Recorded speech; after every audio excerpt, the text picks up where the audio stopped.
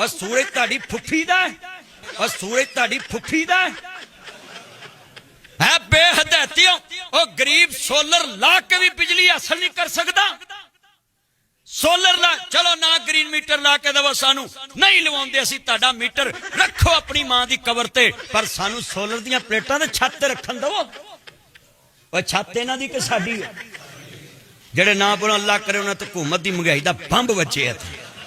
उच्ची बोलो सारे जरा ठंड पै जावे जिन्ने मेरे चन मैं बड़ा गर्म है अल्लाह दी कसमें इन्होंने जीना आराम कर दिता है जी जनाब सोलर प्लेटा दे टैक्स वधा दो क्योंकि जी की वजह जी लोगों ने घर दे प्लेटा ला लिया है वाटा दी बिजली विकनों हट गई है। मैं ना सारे पूछना चाहना है कि जनाब पहले सानू आंदे सो सोलर लाओ प्लेटा लाओ जे असीं तुहानू रो धो के अपनियां बुढ़ियां दे जेवर बेच के ला ही लईआं मर जाने हो हुण आंदे हो सानू यूनिट दवो।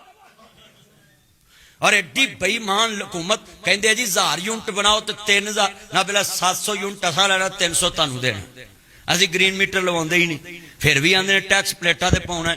हुकूमत नूं कहांगा खुदा दा वास्ता है सोलर तो टैक्स चुको लोग अपनी छत्तां ते प्लेटा लाउण अगे नेरी आउंदी है प्रोग्राम सारा बेड़ा गर्क हो जाता है। सोलर प्लेटा उठ जांदियां ते हुकूमत नूं चाहीदा ना जे सोलर ते टैक्स लाउणा है जदों प्लेटा ते नेरी आवे उत्थे एक एक वजीर प्लेट फड़ के बवे टैक्स नहीं लेना फिर फास्ट करो साड़ियां प्लेटां दी। पर उन्होंने अपने गुल शुरले डान दी फिक्र है जी करजई मुल्क है जी पाकिस्तान को हम तरक्की पे लेके जाएंगे। क्या तरक्की पे लेके जाना है?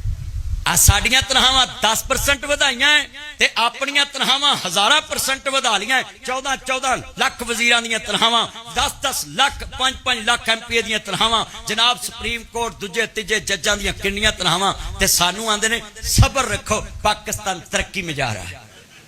पाकिस्तान दा पेड़ा डुबन दिया है अवाम गरीब तो गरीब हुंदी जांदी है